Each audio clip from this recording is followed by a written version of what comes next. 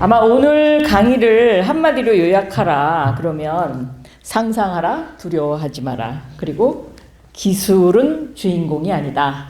인간의 문제부터 먼저 생각하라. 뭐 이렇게 요약할 수 있을 것 같은데 제가 이해를 잘 했습니까? 네, 너무 요약을 잘 해주셨습니다. 근데 아마 많은 분들이 이런 궁금증이 있었을 것 같아요. 구글의 어시스턴트를 그것을 설계한 사람인데 그걸 도대체 어떻게 해서 착안해서 그걸 설계했을까? 그리고 아까 처음에 이거 우리가 정말 새로운 기술이었는데 근데 처음에 실패했다고 그랬잖아요. 그래서 다 뜯어 고쳤다고 그랬잖아요. 그 이야기부터 좀 시작해 볼까요? 네.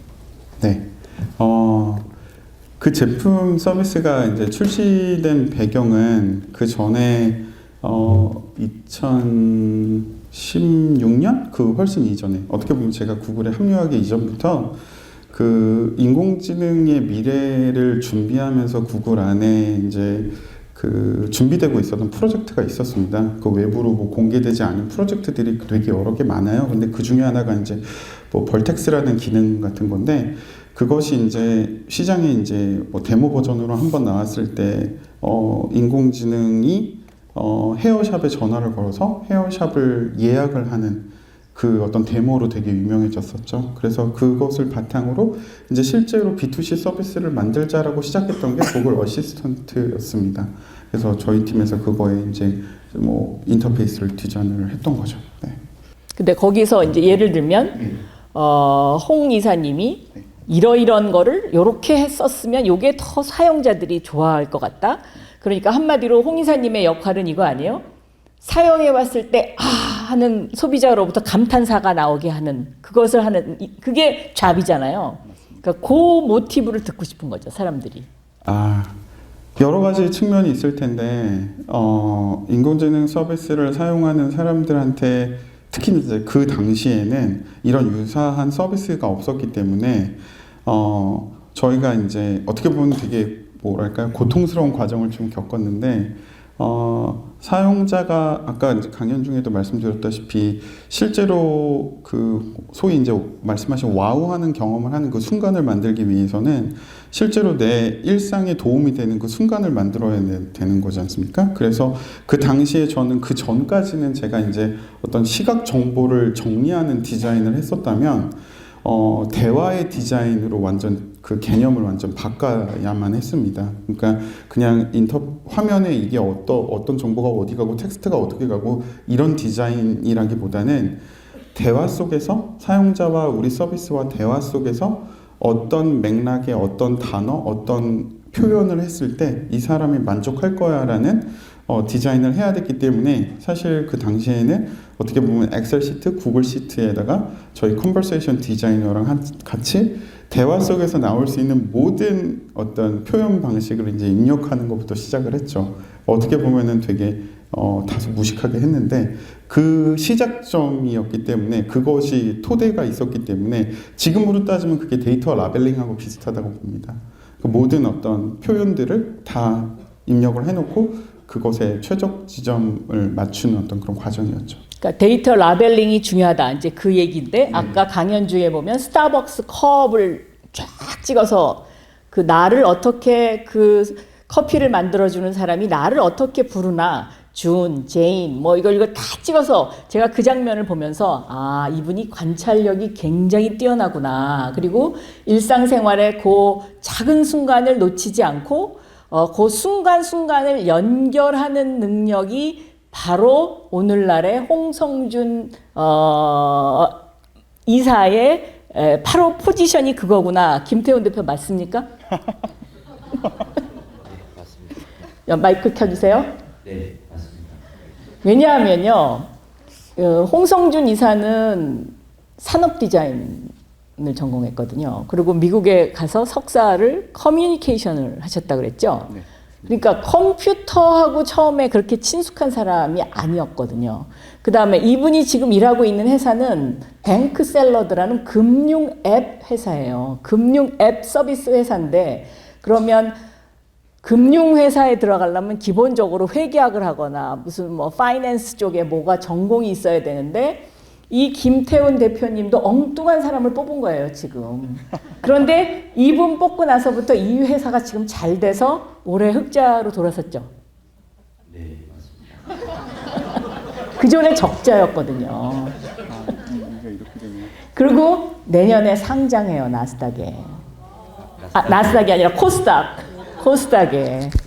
지금 이런 관계입니다. 그리고 김태훈 대표는 1985년생 서강대학교 경영대학 2004 학번.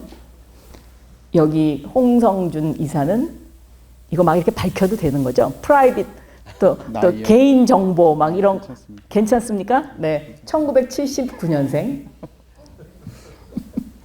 김태훈 대표는 우리 홍 이사의 어떤 점을 보고 스카우트 하셨어요? 이제 사실 뭐 이제 성주님께서는 이제 만나게 된 계기는 이제 저는 사실 거기는 성준님 뭐 이렇게 회사에서도 그렇게 불러요? 네, 그 님자 안 붙여도 될 것 같긴 한데. 태훈님, 성준님. 태훈님, 성준님. 네, 유연한 수평적 관계를 유지하고 있군요. 네. 그래서 일단 만나게 된 계기는 저는 이제 제가 만들고 싶은 어떤 조직이나 회사의 아키텍처가 있었고 그런 회사의 모습을 어디서 벤치마킹 해야 될까 했을 때 한국은 답이 아니라는 결론이 있었습니다. 왜냐면 한국은 이제 벤처 생태계 정도는 있지만 사실 소위 말하는 빅테크를 키워내는 어떤 풀은 되게 여러 가지 이유로 인해서 안 되지 않습니까? 근데 이제 제가 들은 바에 따르면 실리콘밸리라고 하는 그 시는 정말 이제 글로벌리 가장 돈 많은 투자자들이 와서 그 소위 글로벌 전체를 장악할 수 있는 시장의 크기를 목표로 하는 걸 바탕으로 기성 회사가 아무리 크든 작든 이렇게 새롭게 태어나는 회사는 완전히 새롭게 디자인하는 그런 문화가 있고 자본이 있고 능력이 있는 사람들이 있고 거기서 그런 완전히 새로운 기업에 대한 그 유산들이 다 쌓인다고 제가 얘기를 들었기 때문에 그러면 이제 한국의 벤처지만 저는 그걸 이제 흡수를 해야 된다고 생각을 했습니다. 그래서 이제 실리콘밸리에 있는 리더십들이 회사의 좀 경영진의 좀 많은 부분을 차지하고 있고요. 그리고 성주님이 그 구글이나 뭐 애플이나 이런 회사에서 겪으셨던 그런 많은 노하우들이 저희가 한국에서 그런 이제 좋은 문화와 좋은 시스템을 가진 회사를 만들어 나가는 데 있어서 대단히 많은 도움이 됐고, 그 다음에 이제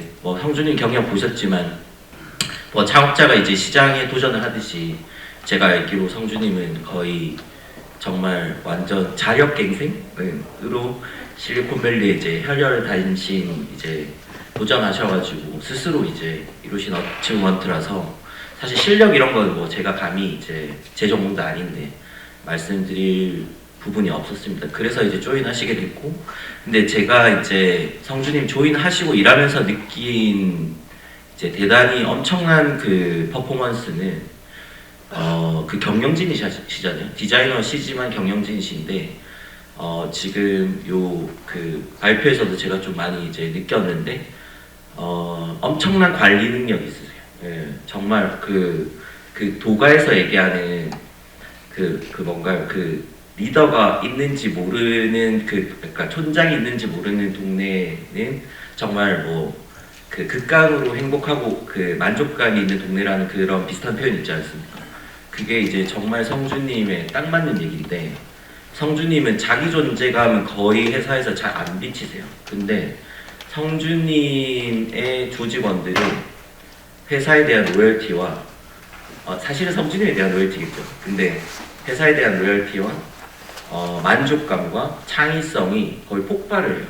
정말 제가 이건 제가 이제 좀 진지한 편이지 이렇게 농담도 잘 안 하는 편인데 정말 이거는 거의 데이터로 다 확인된 겁니다. 그래서 그런 어떤 매니징 능력이 사실 성주님의 가장 극강의 능력이고, 또 회사는 저는 좀 약간 항상 뭐 미래에 대한 고민들을 해야 되고 또 돌파력 있게 또 경영을 해야 되다 보니까 그런 좀 안정적인 어떤 관리나 뭐 또 성숙한 관리가 대단히 필요한데 성주님께서 그런 역할을 많이 해주셔서 저희가 이제 턴어라운드를 잘 하게 된 것 같아요. 그걸 사전에 알았어요? 그런 매니징 능력이 있다는 거를? 그 면접만 보고는 전 절대 맞출 확률은 30% 정도로 보고요. 결국엔 일을 해보고 검증하는 게 제일 빠르다고 생각합니다. 네. 그러니까 이제 보통 금융에 있는 사람들은 금융 베이스가 있는 사람들을 픽하잖아요. 근데 이분은 금융 베이스는 없었는데 그걸 어떻게 픽할 수 있었는지 그것도 김태훈 대표의 능력인 것 같아요. 제가 보기엔. 네네. 근데 뭐 성주님께서, 그러니까 근데 저도 이제 성주님이랑 저랑 잘 맞는 게, 저희 경영진이 좀 잘 맞는 게, 저희가 솔직히 저희끼리 이런 얘기하면 IQ보다 EQ가 훨씬 중요하다. 공감 능력. 공감도 엄청난 능력이다. 뭐 상황 판단도 되게 잘해야 되고 유저 맥락도 잘 읽어야 되고. 근데 소위 그 IQ 시대 때 머리에 많은 지식을 넣고 그대로 정확하게 뱉는 어떤 역량 같은 것보다 훨씬 더 중요한 게 EQ라고 저희는 얘기를 많이 하고, 그 다음에 그 사용자 가치에 다 좀 미쳐 있어요. 각자가 다. 그게 제일 중요하다고 믿고, 그래서 그 두 개가 잘 맞아서 도메인은 그렇게 크게 상관이 없지 않나, 뭐 이렇게 생각합니다. 네. 그럼 다시 원점으로 결국은 인간의 문제로 돌아오는데, 사실 서강대학교 멘토링 센터도 저는 이렇게 나서서 뭘 자꾸 하기 때문에 사람들이 저를 알지만 보이지 않는 곳에서 일하시는 그 분들이 많기 때문에 이거 100% 자원봉사로 운영되는 곳이거든요. 그래서 이것이 지금 운영되고 있습니다. 그러니까 지금 다 어디 가셨는지 모르겠는데 저 김상용 우리 저 공동센터장님도 저기 뒤에 숨어 계신데 서강대 교수님이시니까 일단 일어나서 인사하시죠. 네. 또 저희의 그 공식적인 사진 작가가 한 분 계신데 그분도 자원봉사를 하시는 분이에요. 저 이원조 사진 작가라고요. 저기 또 계시고요. 제가 잘 안 보여가지고. 또 서강대 그 김원태 사무총장님이 있는데 어디 계신가? 저 뒤 안 보여요. 그 다음에 여기 송근호 우리 회원. 이분이 여기 이 자원봉사를 하는 것 중에 중요한 거는 마이크 담당이에요. 그러니까 마이크에 문제가 있으면 다 저분을 찾아가야 돼요. 그래서 저분도 숨은 곳에서 일하는, 인사하세요. 네. 플로어를 담당하고 계십니다. 제가 잠시. 그런데요, 질문이 뭐냐면, 두 분이 그렇게 케미가 아무리 잘 맞아도 이 금융을 이해하지 못하면 이 회사에서 과연 발견할 수 있겠냐. 이제 이런 그 의문이 생기거든요. 그런데 뱅크 샐러드라는 거는 앱을 통해서 내 자산을 관리해주는 회사잖아요. 혹시 여기서 뱅크 샐러드 사용하시는 분 혹시 계세요? 오, 굉장히 많으시네. 저기 뒤에 저 마이크 우리 송근호 회원님 저기 여성분 마이크 손한번 뱅크 샐러드 저 하얀색 옷 뒤에 거기 마이크 좀 갖다 드리세요. 자, 뱅크 샐러드를 왜 사용하니까 이런 점이 나쁘고 이런 점이 좋다. 좀 얘기 좀 해주시죠. 일어나셔서. 네.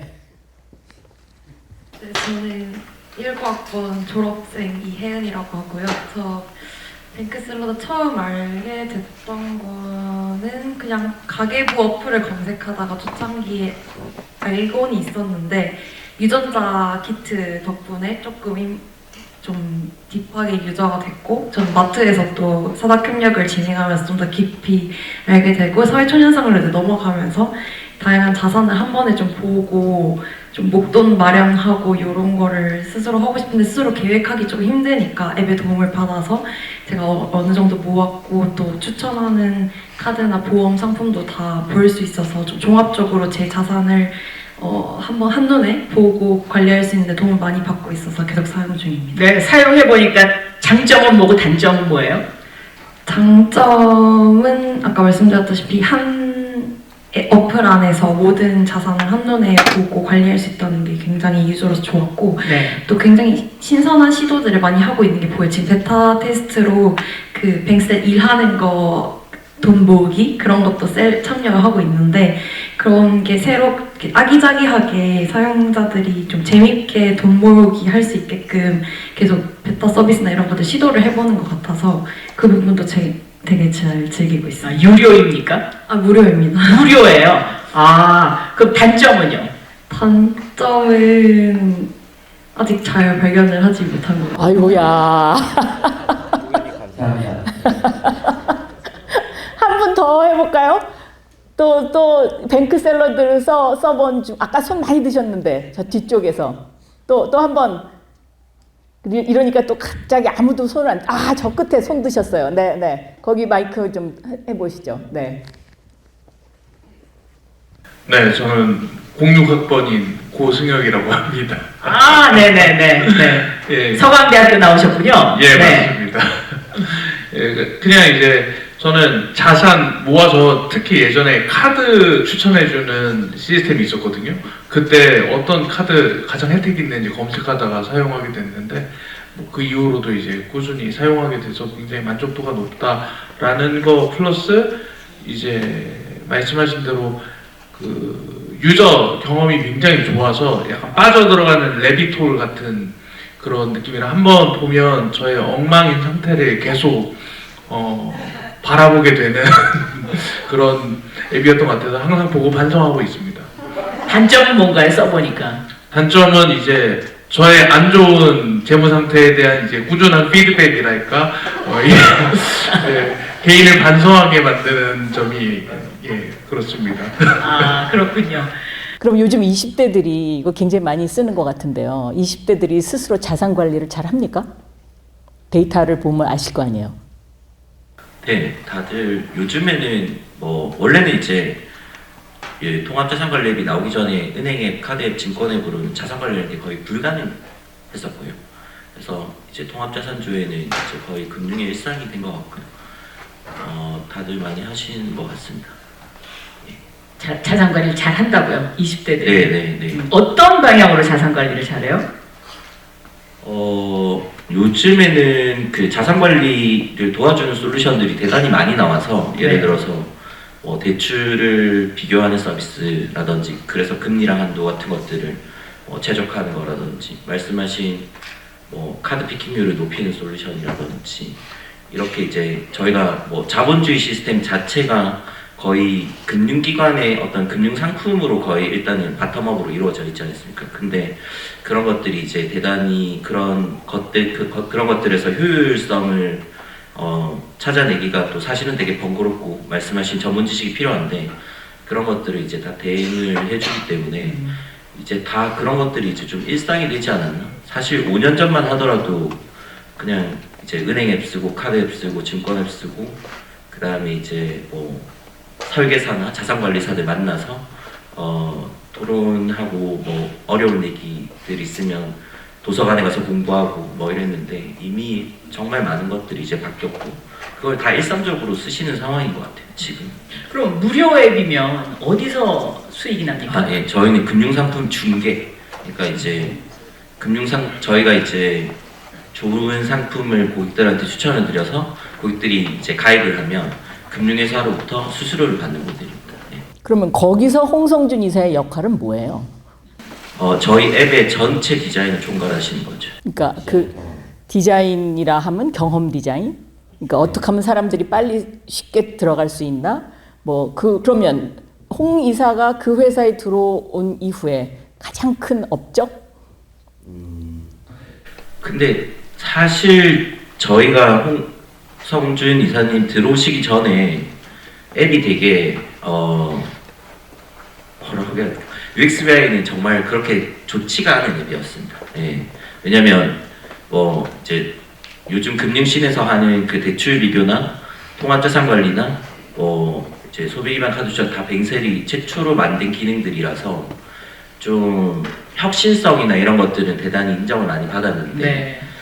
이 많은 정보들 숫자부터 해서 사실 이제 말씀하신 되게 그 숫자라는 게 또 내 재산에 대한 정보가 또 이성적인 정보지 않습니까? 근데 그게 또 과도하게 많으니까 또 너무 복잡해지고 그런 고객 경험적인 측면이나 고객이 어떻게 이걸 받아들이게 할까라는 표현적인 측면에서는 대단히 제가 신경을 많이 못 썼었어요. 근데 그리고 이제 그 전에 디자이너분도 열심히 하셨지만 사실은 정말 그 금융권에 내놓으라라고 하는 회사들이나 정말 엄청난 자본을 가지고 있는 그리고 이제 빅테크 대상으로 빅테크들은 그런 자원들이 되게 많지 않습니까? 근데 그런 부분에서 이제 되게 좀 약했는데 사실 지금은 저희가 이제 다시 턴어라운드 하면서 사실 저희가 이제 턴어라운드 하면서 조직을 딱 4군데로만 축소를 했고 지금은 이제 확장을 하는 상황입니다. 그래서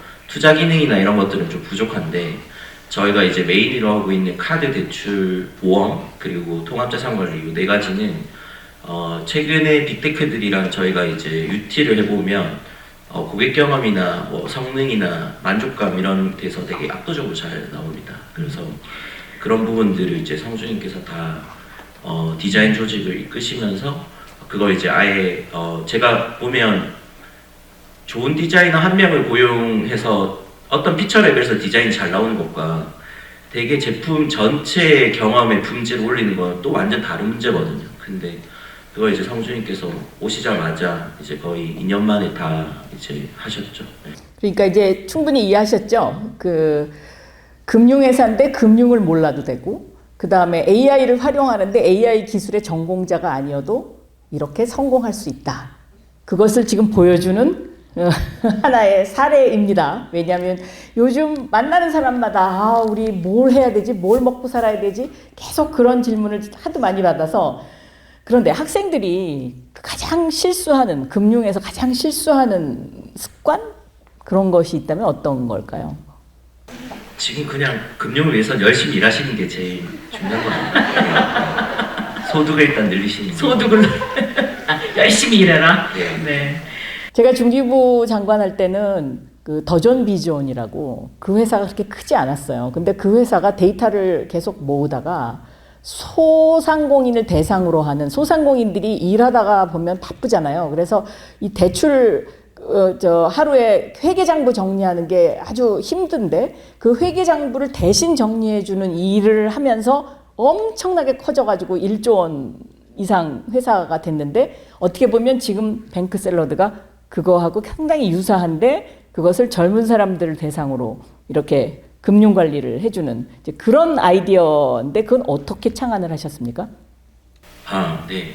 저는 처음에 창업을 하게 된 게 학교 다닐 때 좀 문제의식이 되게 많은 학생이었습니다. 네. 문제가 그렇게 많진 않고 조금 그런 느낌이 문제의식이. 있어요. 네. 공부도 열심히 안 하셨을 것 같아요, 제가 보기에. 두 분 다. 1학년 때까지는 공부를 열심히 안 했습니다. 네, 그래서 그냥 제가 이제 학교에서 배운 세상 혹은 뭐 중고등학교 때 배운 세상이 되게 아이디어하다고 배웠는데 실제로 너무 아닌 거예요. 뭐 되게 그냥 단순하게 생각했던 게 왜 대출이라는 게 금리랑 한도가 되게 뻔히 은행에 가면 나오는데 왜 이거를 지금 그 당시만 하더라도 이제 소셜 커머스가 나오면서 다 가격 비교가 되는데 왜 그게 안 되지? 그 다음에 이제 자산 관리 같은 경우에는 사실 이제 부자들의 전유물이었거든요. 자산이 5억 이상 되는 할아버지 분들이 이제 재산이 많다 보니까 은행원이 전담해서 붙어서 그 은행에 있는 2층에 이제 가면 할아버지 모셨어요 하면서 그 은행 직원들이 그분의 계정을 다 받아가지고 은행 네. 카드 진보험 계정을 다 받아서 엑셀 파일 하나를 만들어 주세요. 그러면서 이제 좋은 상품도 권유하고. 근데 그게 이제 너무 그냥 제 관점에서는 IT 기술력도 그렇게 필요한 일이 아닌데 왜 이게 이렇게 구현이 된 거지? 라고 생각해서 이제 그런 문제들을 풀려고 하다 보니까 이제 창업을 하게 됐고, 근데 이제 금융이 이렇게 규제가 많은지 알았으면 아마 안 했을 텐데, 모르는데 문제의식은 있고, 그걸 이제 제가 생각하는 기준과 세상의 현실을 맞추고 싶으니까, 이제 일단은 깃발을 꽂는 게 창업이라고 생각을 하고요. 그 결과로 이제 오다가, 뭐, 규제 때문에 사실은 뭐 타다처럼 될 수도 있었는데, 다행히 또 저희가 하고 있는 생각을 정부에서 잘 인정해 주셔서 소위 마이데이터법이라고 하는 개인이 데이터를 금융회사 서버에 저장되어 있는 데이터를 다 호출할 수 있는 그런 법의 제정까지 가게 됐고, 그다음에 뭐 성주님도 뵙게 됐고 이러면서 다행히 운 좋게 아이디어가 실제 현실화된 사례가 된 것 같은데, 그게 아마 제 창업의 어떤 계기적 원동력이었던 것 같습니다. 서강대학교에서 전성률 교수님한테 많은 그 영감을 받았다. 뭐 제가 이런 얘기를 들었는데 오늘 전성률 교수님도 지금 부총장님이시죠. 저희 생각의 창 멘토링 센터의 회원이신데 안 오셔서 참 아쉽긴 합니다만 어떤 그 교수님으로부터 어떤 영감을 많이 받으셨습니까? 네. 사실 교수님께 영감은 좀 적절한 표현은 아닌 것 같고요. 일단 동기부여? 네. 저는 이제 공부는 좀 재미가 없었습니다. 그러니까 아까 공부가 재미없었다기보다는 계속 지식을 쌓는데 이거를 어떻게 써야 되지? 근데 그게 제가 시험 치려고 쌓는 지식은 아닐 거지 않습니까? 네. 그래서 뭔가 이제 제가 알고 있는 거를 적용을 하고 싶은데 아까 이제 후배님도 마트 출신이시지만 전성희 교수님의 좀 전매 특허가 마케팅을 이론적으로 배운 다음에 저는 그 당시에 무슨 수업이 있었냐면 그 학교 근처에 있는 중소상공인 분들을 설득해서 제가 알고 있는 거를 적용해서 컨설팅을 해주는 그런 게 실습이었습니다. 그리고 그걸 이제 중간고사 기간에 평가로 삼았고 근데 그게 너무 재밌는 거예요. 그래서 그러면서 이제 교수님께서 계속 얘기하셨던 게 이제 학문은 이제 힘이다 힘. 예, 그래서 이걸 이제 물리력으로 치환할 수 있어, 임팩트로 치환할 수 있어야지 이게 좋은 학문이지. 예, 아니면 뭐 이제 그게 학문이라고 할 수 있겠냐. 뭐 이런 이제 철학을 가지고 계셔서 그게 이제 저한테는 좀 공부에 별로 재미가 없었는데 제 약간 열정을 되게 키워주는 계기가 됐고요. 두 번째는 이제 교수님이 또 교수법을 많이 연구를 하신 것 같아요. 그래서 도발을 잘 하세요. 제가 도발을 많이 당했거든요. 그래서 저한테 막 쟤는 생긴 거랑 다르게 마케팅을 되게 잘한다, 뭐 되게 섬세한 것 같다, 뭐 이런 이제 농담 같은 걸 하시면서 제가 약간 경쟁 욕구를 되게 많이 끌어올려 주셨는데 그 두 가지가 제가 되게 이런 차원까지도 사실은 연결되게 된 아까 이제 성주님 얘기하신 작은 만남 그러나 그 하나의 확실한 점 그런 것들이었던 것 같습니다. 저도 되게 그 현장 중심의 학습을 좋아하는 사람이었습니다. 그러니까 뭔가 지식 체계를 쌓는 거에 그렇게 크게 의미를 두진 않았던 것 같아요. 그러니까 조금만 쌓이면 이걸 어떻게든 써야 좀 그 의미를 찾을 수 있었던 것 같아요. 그냥 이걸 계속 쌓아두기만 하는 거는 어떻게 보면 약간 시간이 너무 아까운데? 이런 느낌을 많이 받았던 것 같아요. 저도 요새 그런 거 느껴요. 그러니까 앞으로 대학 교육이 이론을 바탕으로 해서 현장이 연결되지 않으면 AI 시대에는 이게 과연 그렇게 변화해야 될 거다. 그렇게 생각이 들거든요. 그래서 저는 이 두 분을 보면서 이 현장이 만든 서강대학교 출신의 잘 나가는 스타트업 대표와 또 이 정말 구글의 어시스턴트를 만든 홍 이사를 보면서 저는 그걸 또 느꼈고 말씀하신 대로 모자를 쓰신 게 훨씬 인상이 좋아 보입니다. 감사합니다. 그러니까 앞으로 계속 모자를 감사합니다. 쓰시는 것도 괜찮을 것 같습니다. 학생들이 가장 궁금해하는 게요. 이 AI 시대에 AI가 일자리를 다 뺏어간다. 저는 여기 동의하진 않아요. 그런데 사람들은 일자리를 뺏긴다고 생각을 많이 하거든요.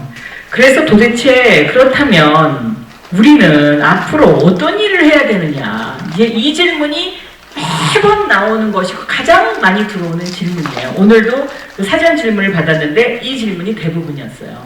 그래서 두 분에게 그 질문을 여쭙습니다. 네, 먼저 홍 이사님부터. 네. 네.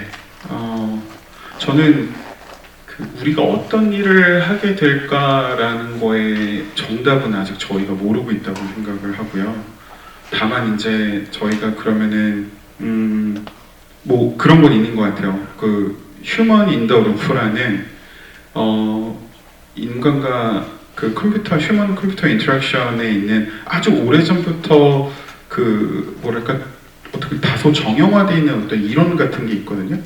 그러니까 기계와 같이 어떤 머신과 인공지능과 인간이 협업할 때는 그 협업의 과정 속에 인간이 무조건 개입이 되어 있어야 하고 그 과정 속에서 인간이 승인을 해줘야 한다. 이게 어떻게 보면 휴먼 인 더 루프의 개념인데 그것이 점진적으로 더 저는 이제 시작과 끝은 사람이 하고 중간은 인공지능이 할 거다. 이런 방향으로 점진적으로 가게 될 것 같고 이미 가고 있다고 보거든요.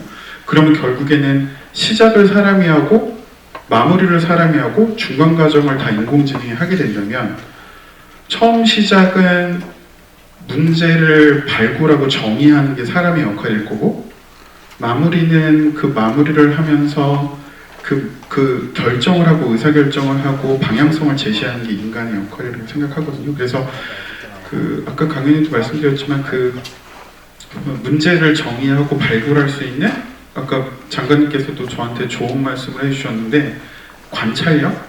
그 사람들의 삶을 관찰하면서 그 사이사이에서 어떤 문제가 있을까? 이거는 되게 재밌다.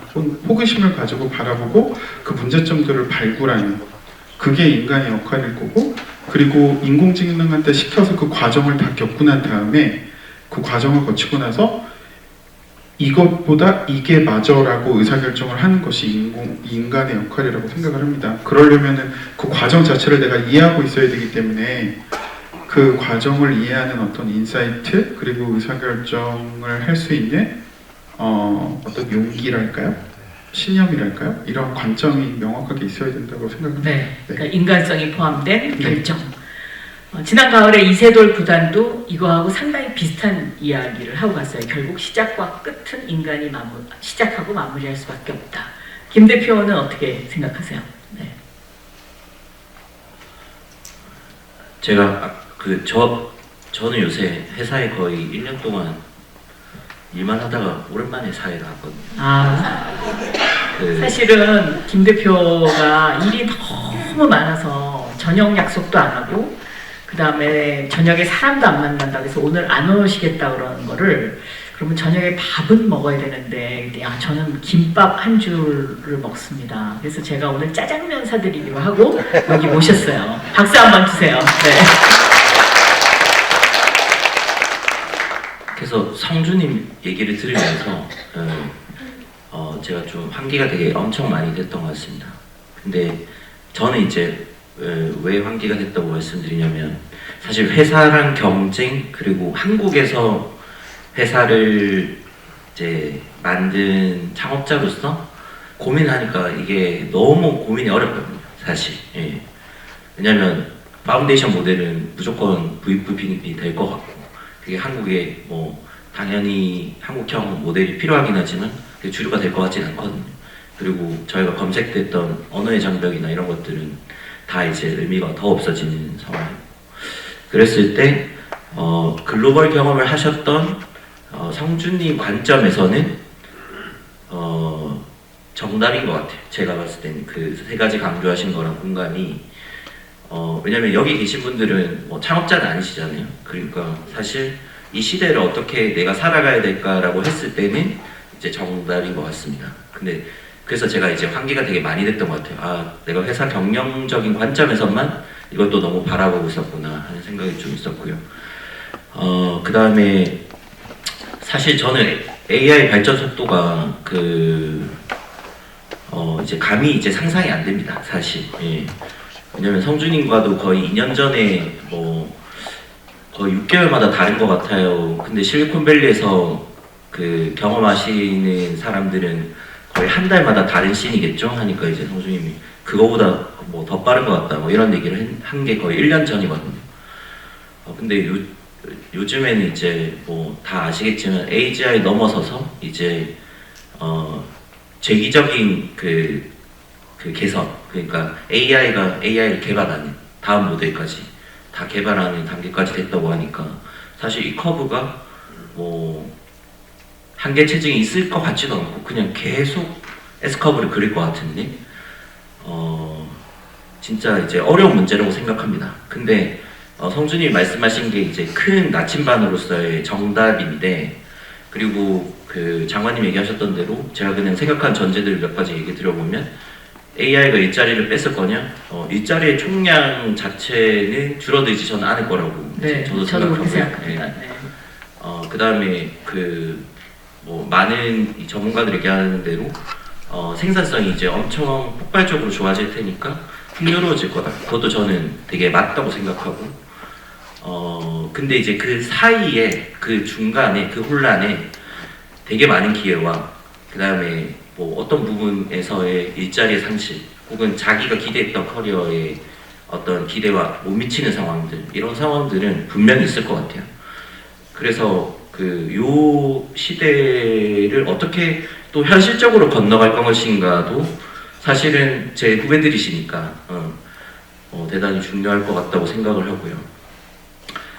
그런 측면에서 저는 이제 뭐 되게 이상한 생각을 많이 해봤는데 하나는 제가 요새 내린 결론은 성준님과 비슷한 결론인데 비정형적인 그러니까 비정형적인 문제를 풀어야 된다. 결국 데이터로 확실하게 풀 수 있는 문제부터 먼저 장악될 거고 비정형적인 문제부터 풀어야 되는데 그게 이제 처음과 끝이라고 얘기하셨지만 제가 생각했을 때는 또 그냥 이제 그 시장의 경쟁을 지휘하고 밸류를 찾아 나서는 사람, 고객 가치를 찾아 나서는 사람. 왜냐하면 시장 경쟁에서 어떻게 그 출구를 뚫을 거냐 말이야말로 1년, 2년 계속 바뀌는 문제지 않습니까? 그래서 그 밸류 체인, 밸류를 파인딩하고 그 다음에 일을 설계까지 하는 사람. 결국 기업의 목적은 되게 명확하지 않습니까? 그래서 그런 사람들. 그 다음에 두 번째는 저도 지금 AI 에이전트 쓰고 있는데 아시겠지만 클로드 코드가 그 컴퓨터에 접속이 가능하잖아요. 그래서 제가 컴퓨터로 할 수 있는 거의 모든 일들 중에 루틴으로 하는 일은 이제 자동화를 하기 시작했어요. 그래서 이제 펑셔널한 일은 거의 이제 의미가 없어지는 거죠. 뭐 재무나 이렇게 정형적인 데이터를 다루면서 패턴화된 일을 하는 거는 가장 먼저 자동화 되거든요. 그래서 그러면 이제 제가 생각했을 때 뭐가 유리하냐 했을 때 좀 호라이즌틀하게 넓은 폭의 업무를 이 AI 에이전트들을 어떻게 다뤄서 오케스트레이션 할 것이냐.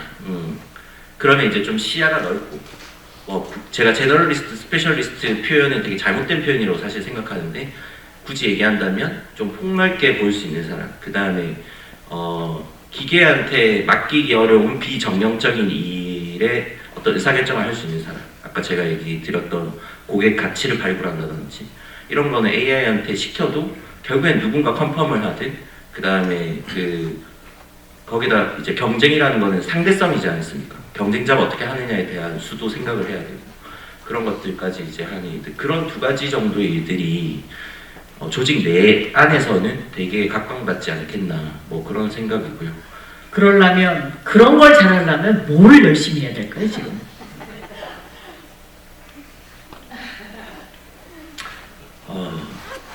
저는 근데 이제 사실 뭐 제가 이제 채용을 많이 하지 않습니까? 채용을 많이 하는데 채용을 많이 하는데 채용 네. 저는 사실 사고력을 제일 많이 봅니다. 사고력. 예.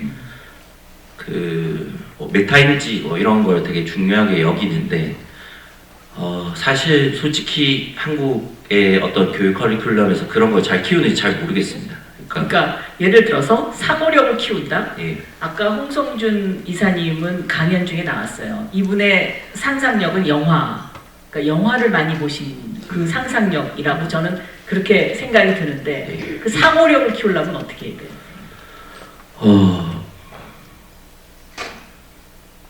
저는 일단 저도 이제 아까 그 장관이 말씀하시는 거에서 좀 놀랐던 게 저는 학교 다닐 때 철학책을 되게 많이 읽었습니다.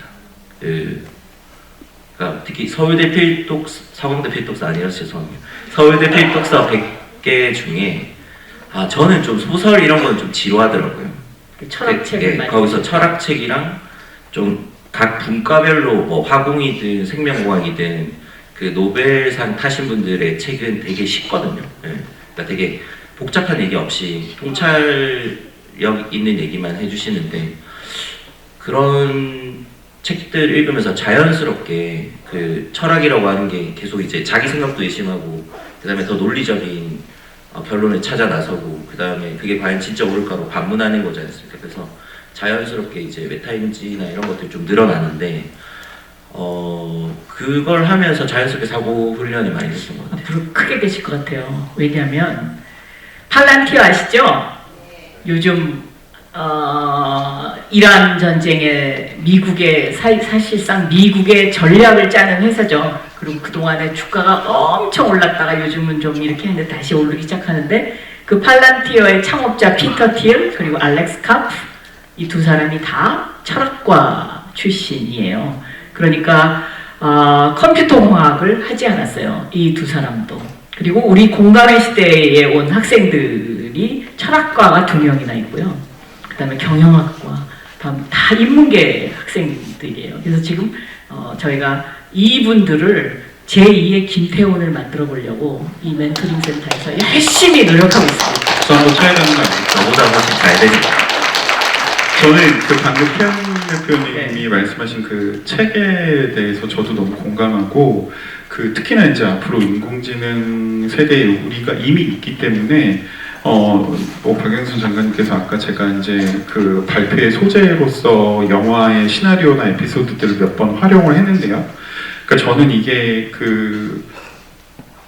결국에는 이게 다이얼로그 안에서 우리가 그런 어떤 사고 체계를 계속 이해하고 발전시킬 수 있다고 보거든요. 사고력이라는 게.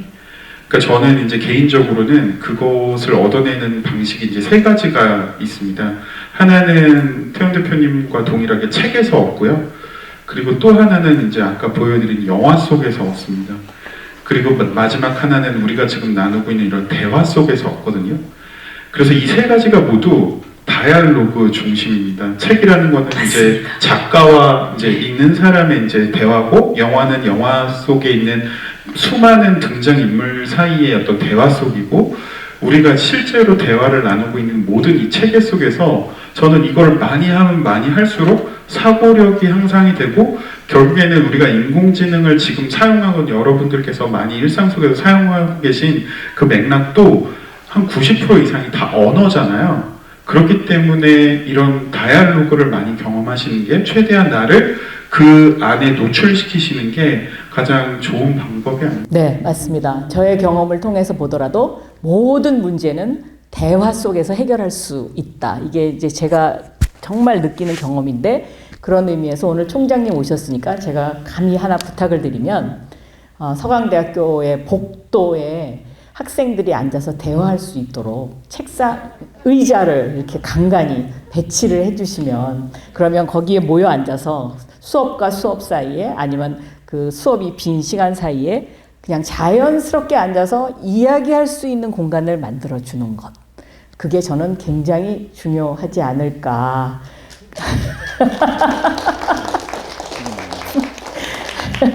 그래서 제가 감히 부탁을 드립니다. 왜냐하면 제가 1년 반 동안 미국에 있는 대학교에 나이 들어서 가봤잖아요. 근데 한국 대학과 미국 대학의 가장 큰 차이가 그거로 보였어요. 그러니까 복도의 미국 대학교는 학생들이 앉아서 이야기할 수 있는 공간들이 계속 나타나는데, 우리 한국 대학교는 그게 아직 없더라고요. 그래서 그 부분이 참 중요하다 생각했는데, 오늘 홍상준 이사가 그 얘기를 하셨기 때문에 오늘 또 총장님 계시니까 제가 이런 이야기를 합니다. 네, 마지막 질문 드릴게요. 그 다음에는 플로어에서 질문 받고 또 학생분들이 주신 사전 질의 간략하게 답변해 주세요. 그동안 실패와 좌절이 많이 있으셨을 거 아니에요? 두 분 다. 그때 멘탈을 어떻게 관리했을까? 누가 먼저 하실래요?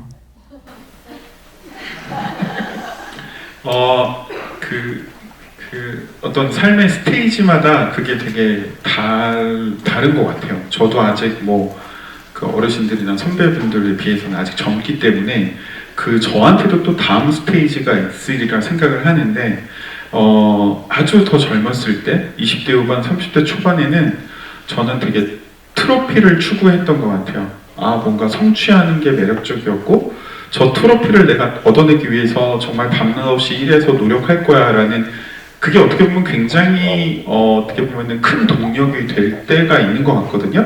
그 삶에 그런 구간이 있는 것 같습니다. 몰입의 구간.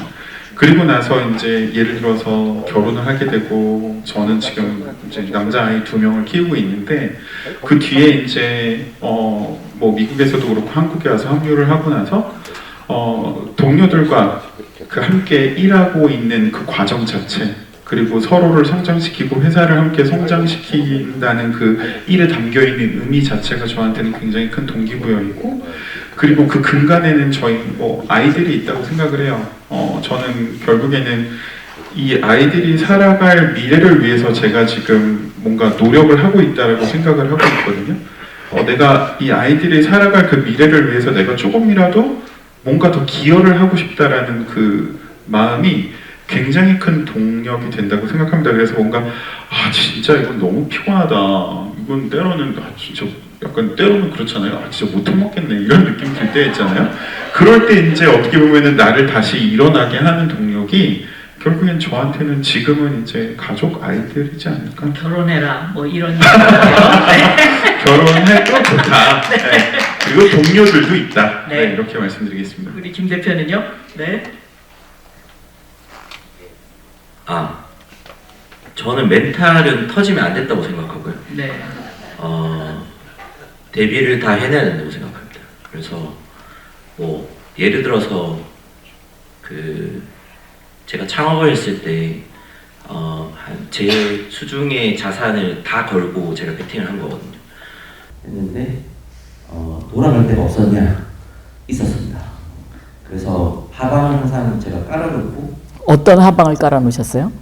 제가 대학 다닐 때 그 과외를 좀 했었습니다. 해가지고 1년에 제가 버는 돈이 한 2억 정도를 넘었었어요. 그래가지고 우와, 공부도 잘 안 하셨다면서 무슨 과외를 하셨어요?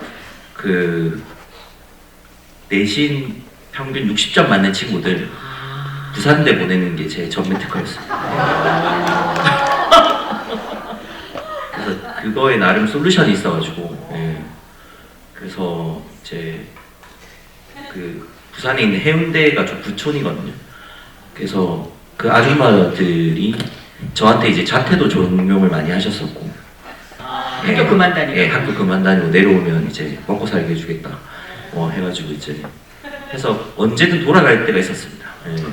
그리고 지금도 회사 경영을 하면서 뭐 도전을 하지만 항상 회사의 안전한 패스 같은 것들을 좀 깔아놓는 편이에요. 그래서 일단 멘탈 털려서 좋을 건 없으니까 안 털리는 플랜 C나 D도 항상 준비해야 된다고 생각하고요. 그리고 실제로 근데 사람들은 리스크라고 생각이 되면 구체적으로 생각을 안 하세요. 그러니까 행복 회로를 많이 돌리세요.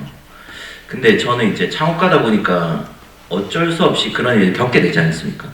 그래서 어느 정도 이제 익숙해지고 훈련이 되다 보니까 리스크도 가만히 구체적으로 쭉 생각을 해보고 시나리오를 그려보면 그렇게 나쁜 길이 아닌 경우도 대단히 많고요.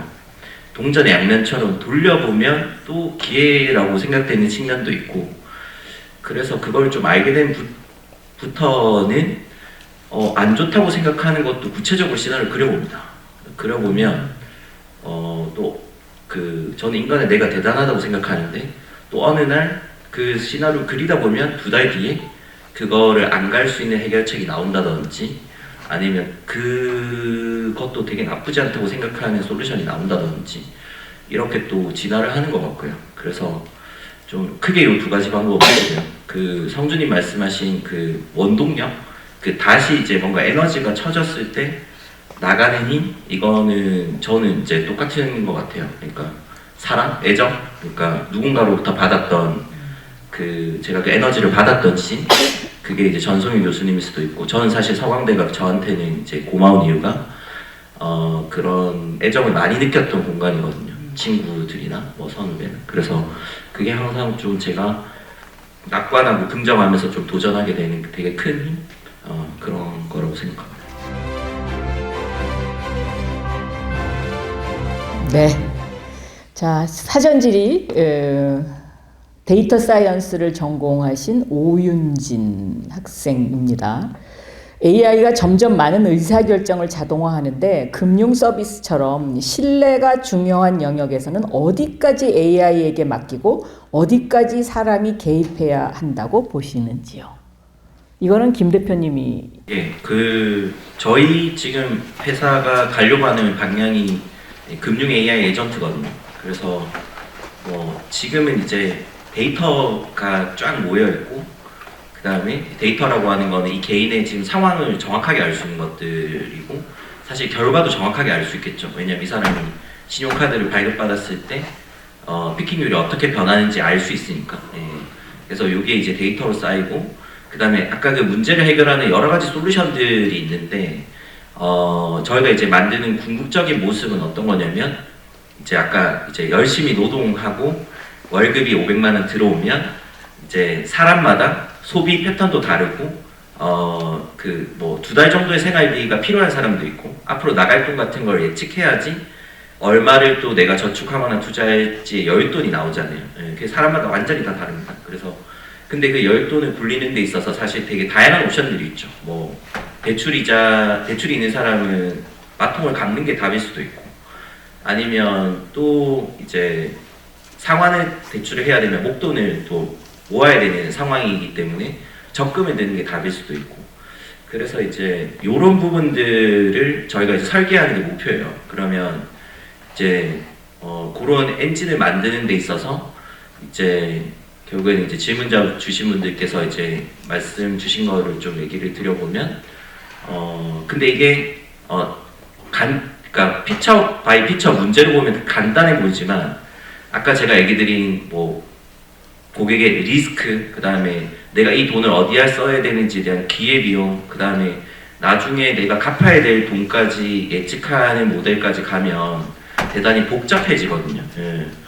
그러면 저는 거기서 제일 중요한 어떤 인터페이스 중에 하나가 뭐라고 생각하냐면 설명이라고 생각해요. 오히려 그 LLM이 금융에서 수학적인 모델로 돌아가거나 그래프로 돌아가는 거는 사실 훨씬 더 쉬운 문제일 것 같은데, 그 복잡한 개념으로 더 추론이 되면 될수록 이걸 어떻게 고객한테 쉽게 설명할 거냐.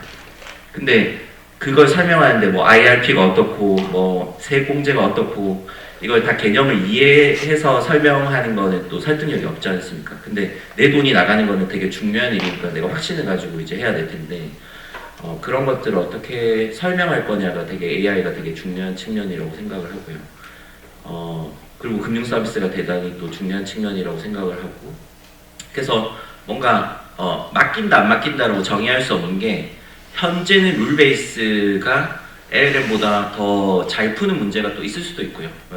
그 다음에 또 제가 이제 항상 두려워하는 게, 이 LLM 성능이 너무나 좋아져서 개인정보가 없더라도 그냥 추론만으로 데이터의 성능을 더 뛰어넘을 수도 있지 않을까? 뭐 이런 생각도 제가 하거든요. 그래서 좀 이런 복합적인 다양한 문제들에 해당하는 좀 실용적인 의사결정을 해야 되는 문제라서, 어디까지가 어디고 뭐 결국에는 고객의 성능이겠죠. 고객이 얼마나 이걸 이해하고, 그 다음에 또 고객의 진짜 재무적인 효율을 높이는 방법이 무엇인지, 그리고 그 도구가 LLM이 좋은지 아니면 룰 베이스가 좋은지. 사실은 룰 베이스가 좋은 경우는 금융은 사실 답이 딱 떨어지는 문제도 많기 때문에 그냥 간단한 룰 테이블 하나가 지금 현재 LLM 성능보다 훨씬 좋은 것도 많거든요. 그래서 그거는 이제 좀 실용적으로 설정해야 되는 네. 부분이 아닌가. 길도윤 심리학과 학생입니다. 이 홍성준 이사가 뱅크샐러드에 합류한 시기인 2022년은 뱅크샐러드의 적자가 지속되고 있는 상황이었다. 합류 결정의 이유와 합류 결정의 고민이 많았는지 궁금하다. 네. 네. 고민했었던 부분도 분명히 있었던 것 같아요. 근데 그 고민의 맥락에서 사실 이제 그 실리콘밸리에서 그 이렇게 전문가로서 이제 일을 하다 보면 한국에서 가끔씩 이런 연락이나 제안들을 받게 되거든요. 그 맥락 속에서 이제 아주 큰 기업도 있고 스타트업도 있고 뭔가 뭐 기관도 있고 막 그렇겠죠. 근데 어떻게 보면은 제가 이제 태원 대표님하고도 직접 만났고 그 리더 몇 분하고도 직접 만나서 얘기를 하다 보는 과정에서 그 제가 그 유명한 컨설턴시에서 이제 구글로 이직을 했던 이유랑 비슷한 맥락을 발견할 수 있었습니다. 그거는 뭐냐면 일의 의미를 부여하고 있었던 거거든요.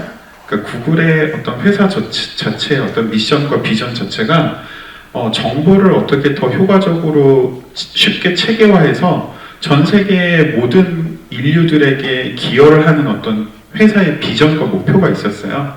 그래서 그 전에 제가 아까 말씀드렸던 더 많은 트로피, 더 많은 글로벌 어워드 뭐 그런 거를 위해서 일했다가 정말 일에 담겨 있는 의미를 알아보고 제가 구글에 합류해서 꽤 이제 오랜 동안 일을 하다 보니까 한국으로 이제 간다면 이런 비슷한 의미를 가지고 있는 회사면 좋겠다라고 생각했을 때 큰 조직은 이미 구글에서 했었기 때문에 큰 조직은 별로 관심이 없었고요. 작지만 강하고 일에 담긴 의미가 되게 명확한, 그래서 이제 태연 대표님하고 만나서 얘기를 하다가 정부의 비대칭 얘기를 되게 많이 했었어요. 그래서 우리가 아까 태연 대표님도 설명을 해주셨지만 아주 큰 어떤 뭐 금융 지주사들 혹은 대기업들이 어떻게 보면 나눠 가지고 있는 어떤 정보들이 있잖아요.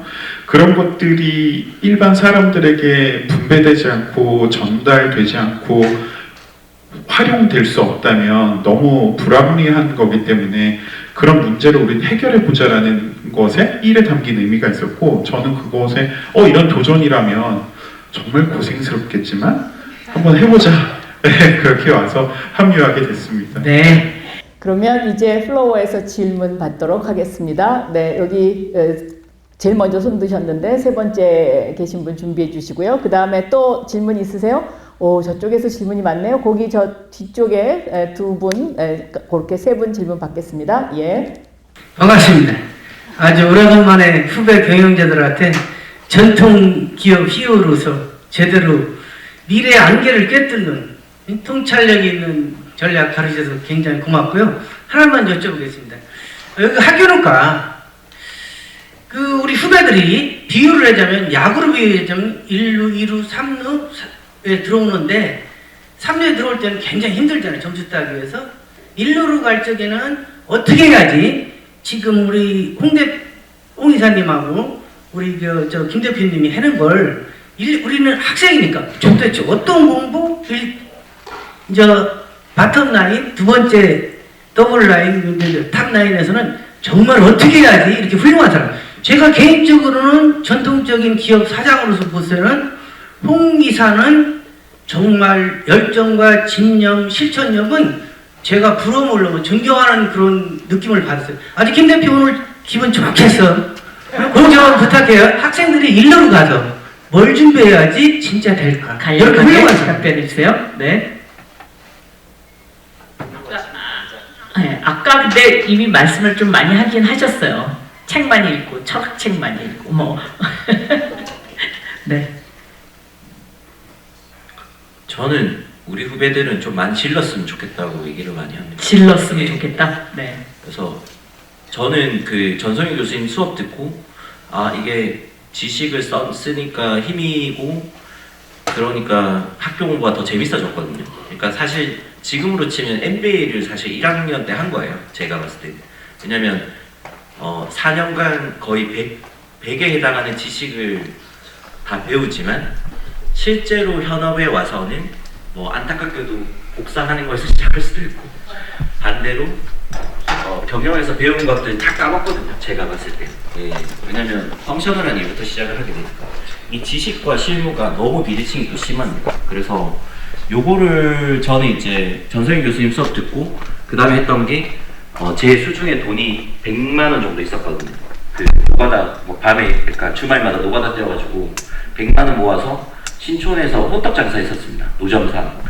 그래서 또 그걸 써보니까 이제 마케팅만 쓰다가 생산관리, 원가회계, 오뎅이랑 호떡은 원가회계 기준이 다르거든요.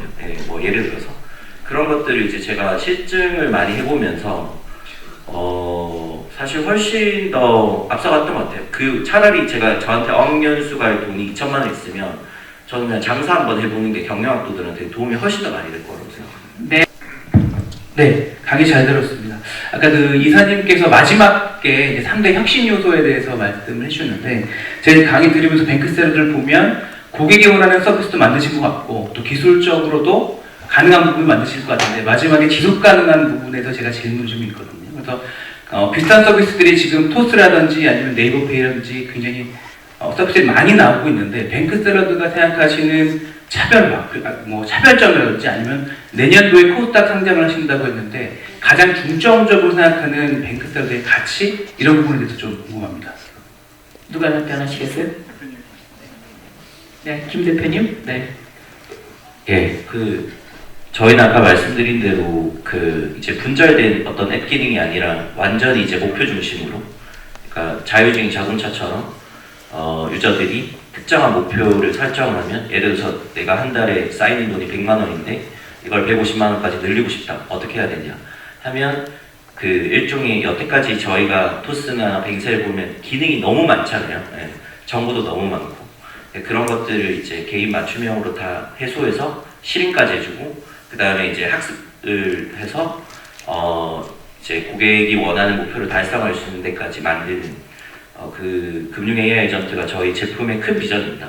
그리고 그걸 하려면 결국에는 개인의 재무적 효율을 높여주는 도구들이, 되게 효과적인 도구들이 펑셔널이 많아야 됩니다. AI 에이전트가 아무리 지능이 높아도 각각의 기능들이 많아야 되기 때문에, 그런데 그런 측면에서 저희가 되게 집중을 많이 하고 있어요. 실제로 이제 약간 일반 소비자 입장에서는 또 이제 실제 사용하지 않는 단계에서는 다 비슷해 보일지 몰라도 예를 들어서 카드를 추천받아 보신다든지, 아니면 대출을 비교해 보신다든지, 아니면 보험을 추천받아 보신다든지, 그 경험들을 해보시면 저희가 실제로 고객의 재무적 효율을 높이는 솔루션들을 대단히 많이 개발하고 있는 게 아마 보이실 겁니다. 그래서 거기에 좀 되게, 이게 결국엔 고객의 본질이라고 생각하는데 집중을 하고 있고요. 그 다음에.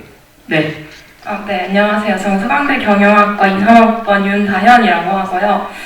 저는 사실 아까 송준 이사님께서 말씀해주신 것 중에서 삶의 스테이지에 따라서 내가 일을 하는 동기가 다르고 어떤 삶을 하는 의미가 달라진다가 되게 인상 깊었는데, 저는 이제 미국으로 교환학생을 다녀온 이후부터 내가 앞으로 어떤 가치를 중요시하면 살아야 될까를 고민을 많이 시작했던 것 같아요.